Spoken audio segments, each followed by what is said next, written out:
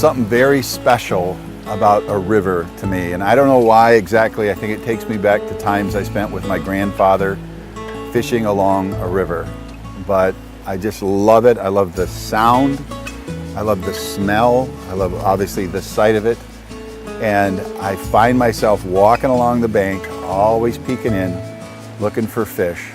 Probably does take me back to a time when I was real small and I was with my hero, my grandfather.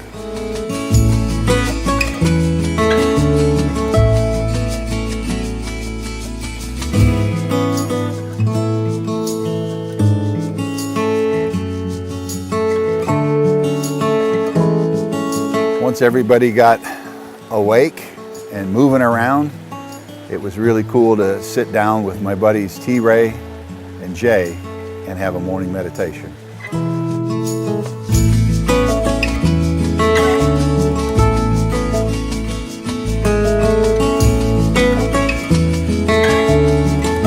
My favorite meal of the day, breakfast.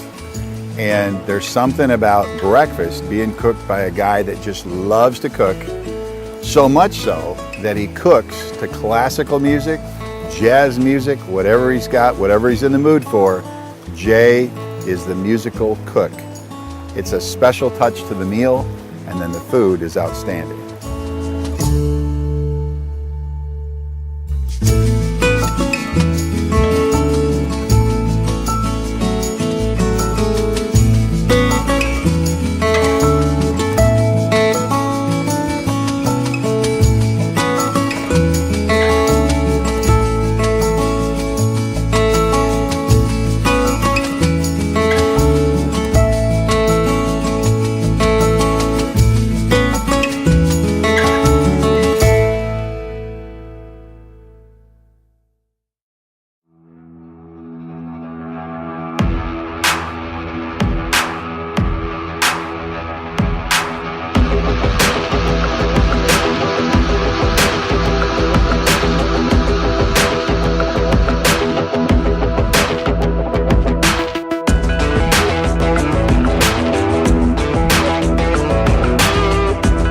Today we're heading back to one of my favorite spots in the whole world called Moose Meadow, and it's where we fish for reds.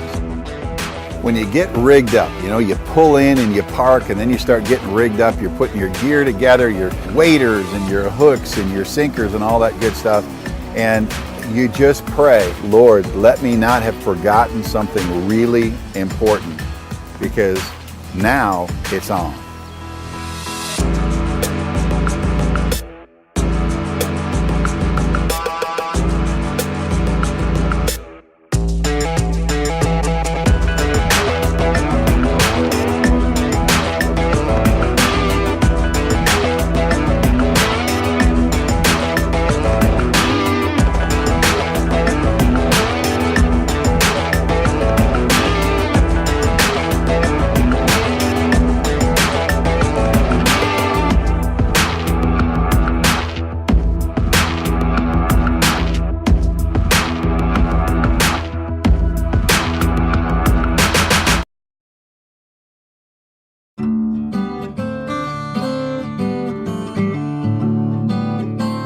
Talking about courage, and remember, the opposite of courage is not fear, it's cowardice. Fear is something that men of God have to deal with.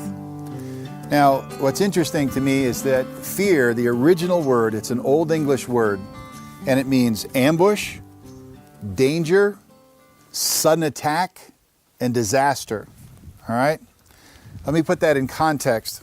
If you're traipsing through Sherwood Forest, and you're on your way someplace nice, and a pack of wolves and some guy with blue paint all over his face jumps out of the forest, and the wolves are trying to eat you, and the guy's throwing the spear at you, and you get all bloodied up. Somehow you make it through all that mess and you get back to your loved ones. What you would say, you would describe that situation as one in which you had fear. Okay? I'm not talking about the emotion. Remember, it's ambush, it's sudden attack, it's danger and disaster. So that's real stuff. And God gave us this fight or flight response inside of our bodies when we're attacked like that, Our body responds. You get adrenaline, you get dopamine, norepinephrine. Things are just flying around in your body, and you can fight, you can defend, you can run, you can do whatever you need to do. That's the original word. Today, if you look up fear in the dictionary, it doesn't say those things. It says fear is a distressing emotion brought on by impending danger or peril, whether real, get this, or imagined. We have the same bodies today that we did back in Sherwood Forest days. Let me put the dots together for you. What it means is this. When we're confronted with a decision today, not a pack of wolves, not some blue-faced guy with a spear, that's not what we're dealing with for the most part today. We're dealing with decisions, public speaking. Do I take this job, that job, those kinds of things? And the response in our bodies is exactly the same as if we have to use all of that energy to fight off danger, sudden attack, disaster. And unfortunately, what's happening to men of God today is that we're being stressed because we've become afraid of the wrong things. We've become afraid of things we have no need to fear. God said, I will always be with you. I will never leave you nor forsake you. He said, be alert, seize the moments. And so we're walking around all stressed out, feeling horrible because we're not overcoming those fears. Now, there are a few things that we should be afraid of. I don't run across traffic with my eyes closed. I'm afraid to do that. That's wisdom. I'm afraid to bet my house on the roll of the dice or flip a coin. I'm not going to do that. That would be stupid, okay? Now, that's more wisdom, but we'll call that fear. So there are a few healthy fears. So I'm not encouraging anybody to do anything that's dangerous to yourself without reason. But consider this, in 2 Timothy, God said, I have not given you a spirit of fear, but what I've given you is love, power, and a sound mind or self-control. Man of God, there's two things that you're afraid of typically. Number one is fear of, what do you think? Failure. Fear of failure. Fear of failure. Now think about that. If you're afraid of failure, the manifestation in your life is often you're afraid to try. You're afraid to try. If you become afraid to fail, then not trying is the best way to avoid the realizing of that fear. I'm much more afraid of not trying than I am of failing. I'd much rather try and fail than be somebody on the sidelines that's watching everybody else trying to make something good happen in this world. The other fear we often struggle with, we just call it fear of man. Fear of man. What will other people think? This often affects young guys. I'm so afraid of what other people will think. My hair's got to be perfect. I've got to dress just right. What if I say the wrong thing? Throw that junk in the ocean.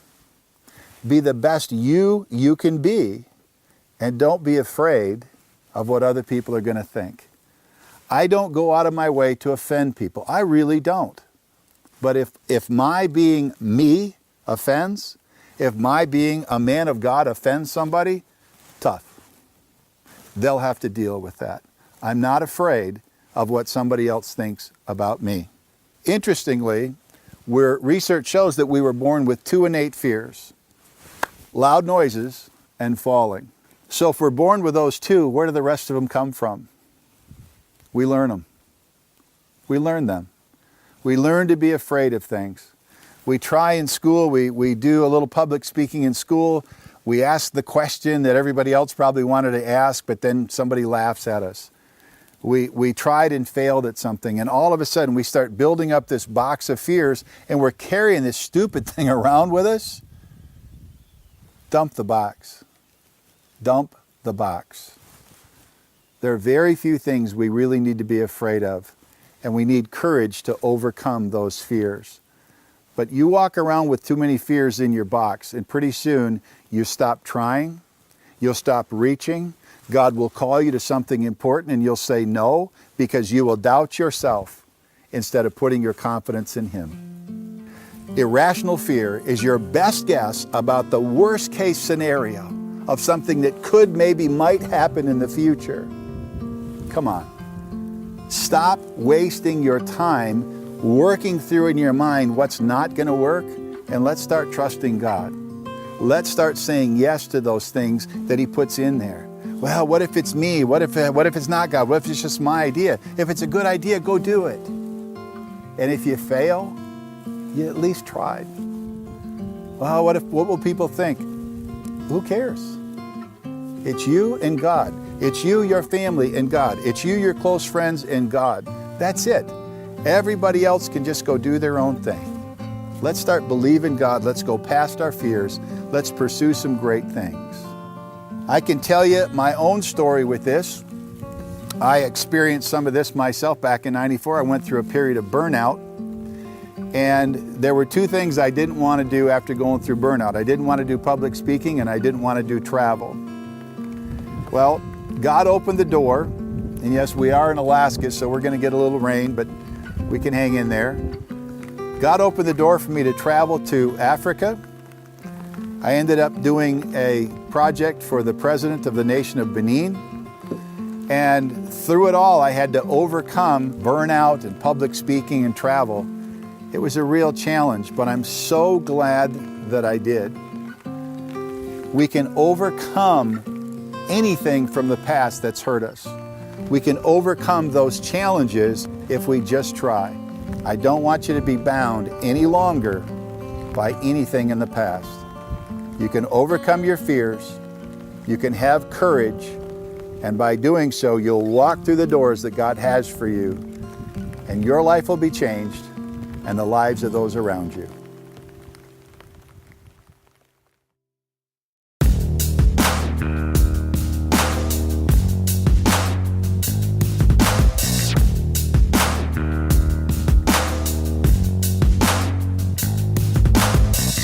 We're fishing the famed Kenai River here in Alaska, and when the salmon are running, it's an amazing thing, man, because people will literally line up along the banks and they flip, they cast for these fish, and I mean, in one day you can have 40,000 fish come up the stream. It's amazing.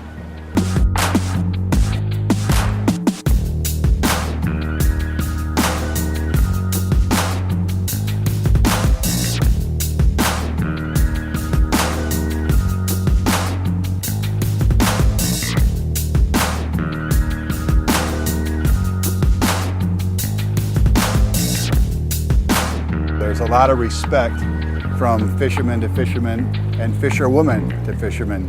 So meeting some great people here. The technique we're using is flipping, where it's not a long cast, it's just a flip, and the salmon are swimming up the stream. And the great hope is that as your line tightens, they swim into your line, you set the hook, and then it's on. But these are red salmon. They're gonna run, 8, 10, 12 pounds. And in this current, as you can see, it is a riot. So we're gonna get after it. We're gonna catch a few today and see what the Lord brings.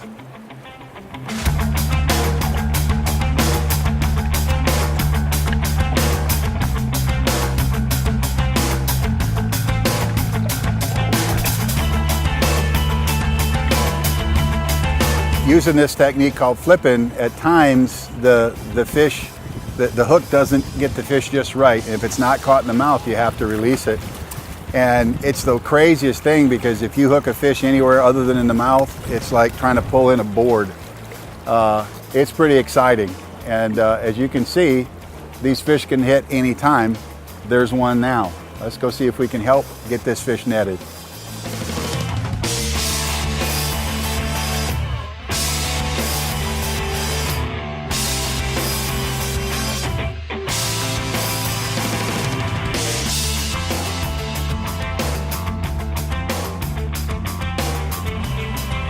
It's all about teamwork on the river, and I was happy to net a fish for this great lady fisherman next to me. I think she could outfish most of the guys on the stream. What a riot.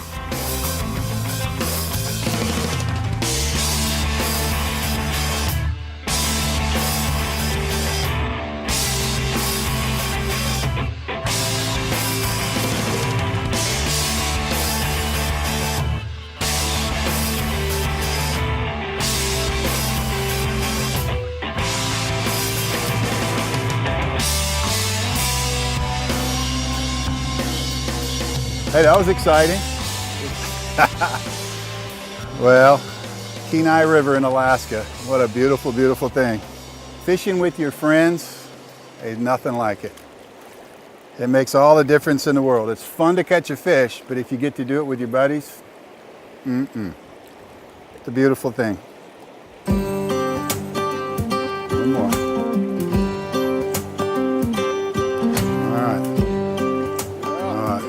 Okay, hold them up between us, you and me. Look at here. What do you think? Awesome fish. Kenai River, Alaska. Beautiful. More to come. Thanks, brother.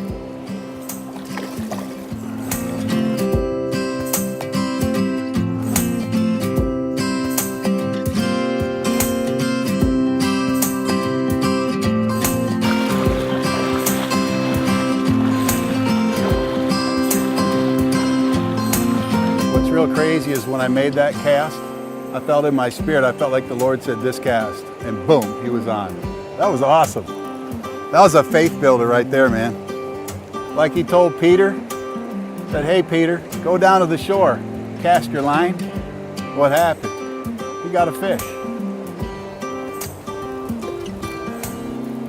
This is biblical, guys. We're fishing.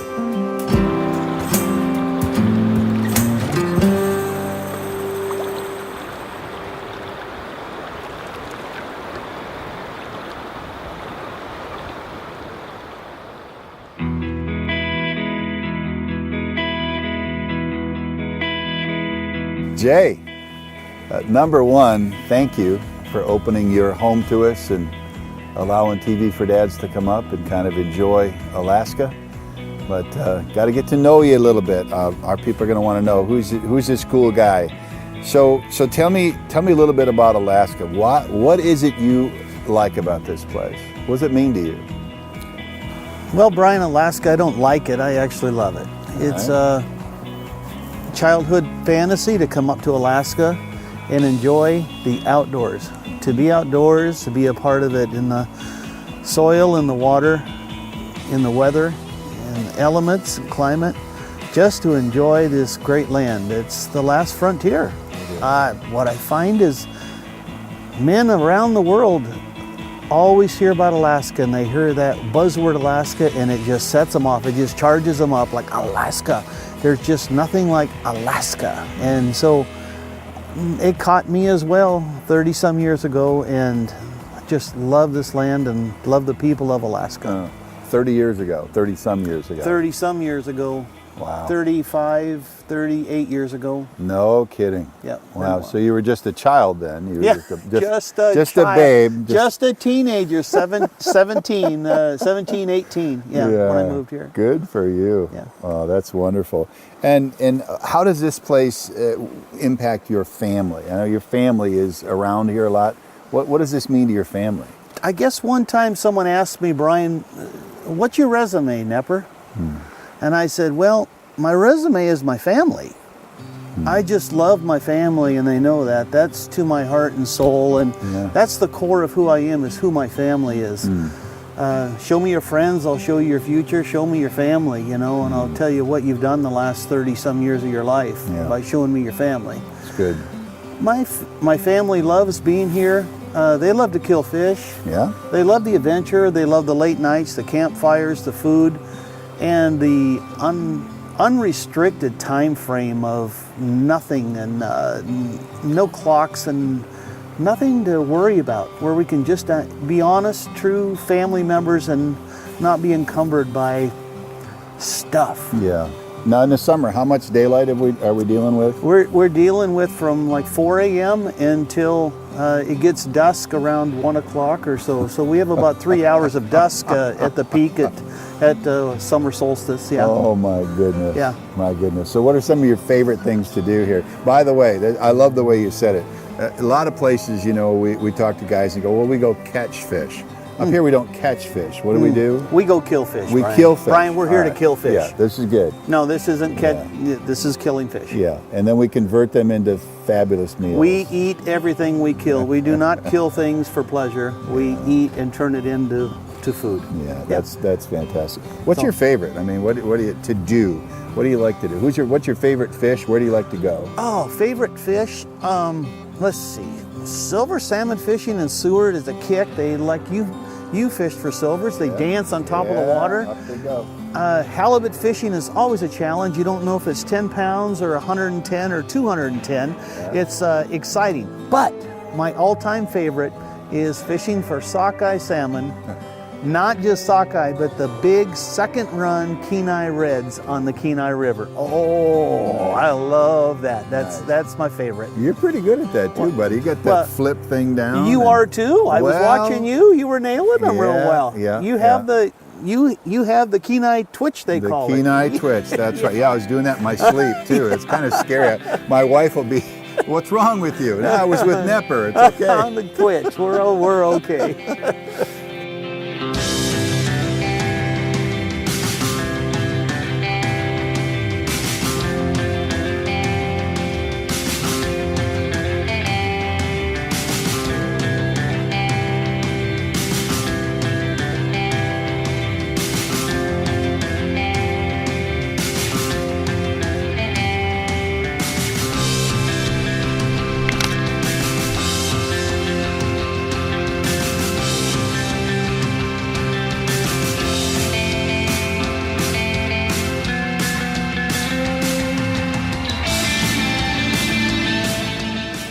This is what life's about right here. Catching fish, Kenai River, Alaska with two buddies. What a wonderful day. Good fish. Congratulations, Thank Brian. you. Great job. Now what you have to understand about this river, the Kenai River, it's gorgeous water, it's glacier fed, so it has this beautiful milky blue to it. Absolutely gorgeous, but treacherous as well, because the bottom is all rocky, and you might have a stretch so far that's kind of smooth, and then all of a sudden there's a rock this big, and when you get fighting a fish and you're sliding back, you're trying to land that fish, we're trying to net it, it's all crazy, and if you're not careful, you'll catch a foot, you'll catch your heel, and over you go. Okay, here's a confession.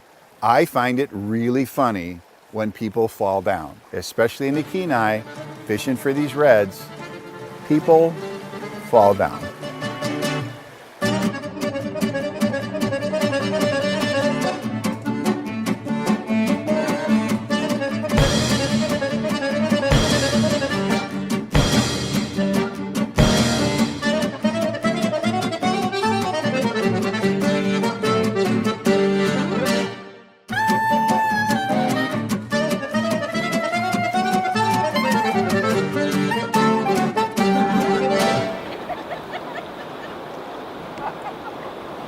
That's a scratch. That not even a cut. That wasn't even registered as a cut. I know this about you. People love you. They respect you. And I love to be around your kids when they're around you, because I see an admiration that they have. So you've done well, and you've raised this next generation to love God's creation, to love other people, to serve other people. And I guess eventually the day will come that that's what we have left, is the legacy that we've left. And man, I know guys that are out there, they're trying to save the world and they're ignoring their family. And I admire that about you, is that you've taken great care to love those kids and to raise them upright. And they're all bright, they're intelligent, they're engaged, and they love to fish. They love to fish. Well, I tell you, I just appreciate your hospitality, opening your house to us, TV for Dads to me as an individual. You know, I was here with my daughter Jenny some time ago, and we still talk about it. It was a time to bring us together. Now, Jenny and I do a TV show for her as well. So just all of these experiences where when we can get that next generation around godly men, godly women, people that they can respect, they look up to us, and even through all that we've gotten wrong, we've done enough right that young people can still say, I want to be like them. It's pretty cool. Amen. Well, the mosquitoes are getting us. I can't say it's getting real dark, but I know it's getting real late. So I'm sure there's another adventure tomorrow. There sure is, Brian. Thanks, buddy. Thank you, brother. Appreciate you. Love you. You too.